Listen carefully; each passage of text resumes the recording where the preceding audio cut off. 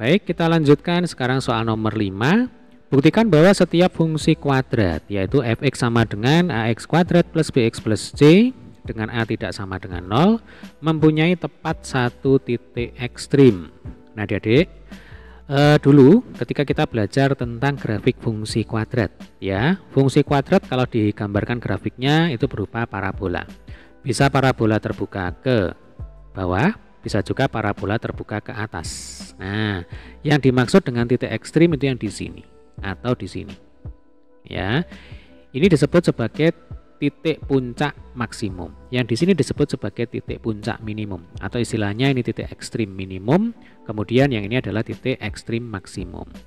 Nah, kita misalkan saja ya. Kita misalkan di sini koordinatnya adalah xp, yp. Di sini xp, yp juga ya. Lah xp itu rumusnya adalah min b per 2a. Yang tidak lain tidak bukan, ini adalah persamaan sumbu simetri. Nah, ini sambil kita review sedikit ya. Lalu untuk yp-nya ya. Untuk yp itu kan sebenarnya kita masukkan xp ke dalam fungsi fx. Nah, rumus untuk menghitung yp itu adalah min d per 4a. Ya kan? Nah, min d per 4a. Apa itu D? D itu adalah diskriminan. Ya.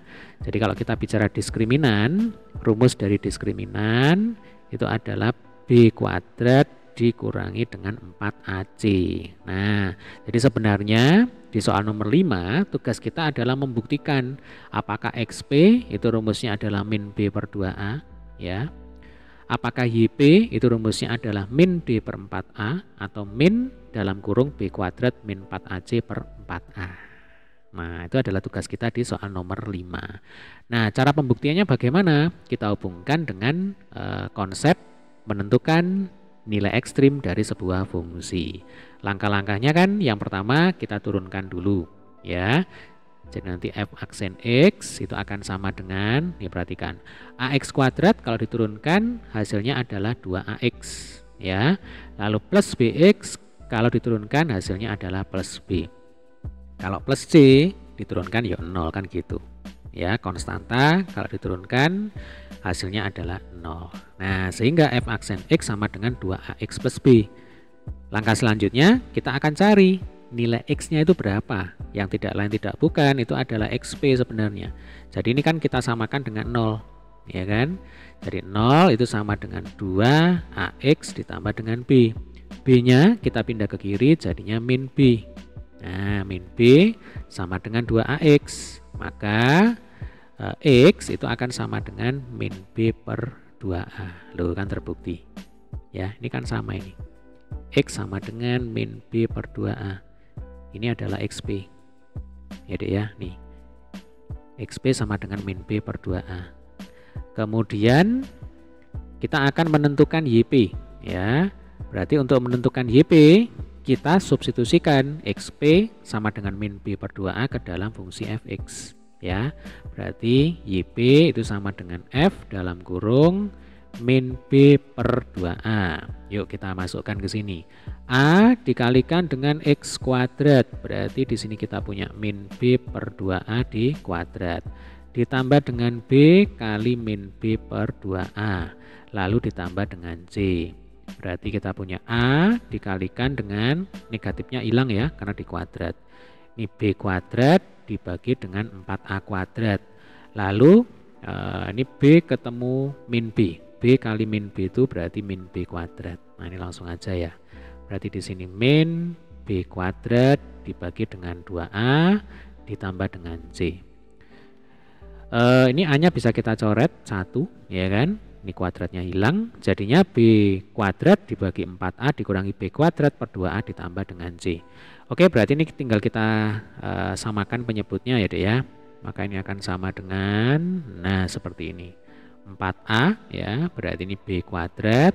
4a dibagi 2a itu sama dengan 2, ya kan? Berarti 2 kali min b kuadrat sama dengan min 2b kuadrat. Lalu 4a dikali dengan c, ini jelas ya, berarti 4ac. B kuadrat dikurangi 2b kuadrat itu sama dengan min b kuadrat. Ya. Saya lanjutkan di atas ini aja. Berarti YB itu sama dengan min B kuadrat ditambah 4AC ya, dibagi dengan 4A.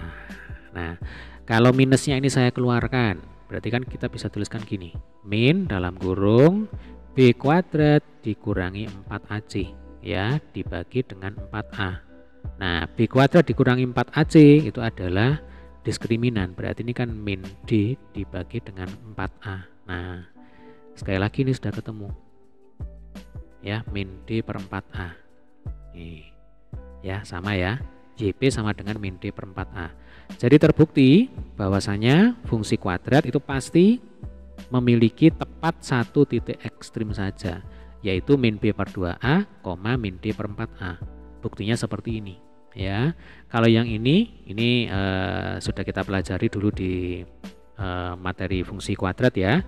Nah, kalau pembuktiannya itu dengan menggunakan konsep menentukan nilai ekstrim dari sebuah fungsi, yaitu dengan melakukan uji turunan pertama gitu.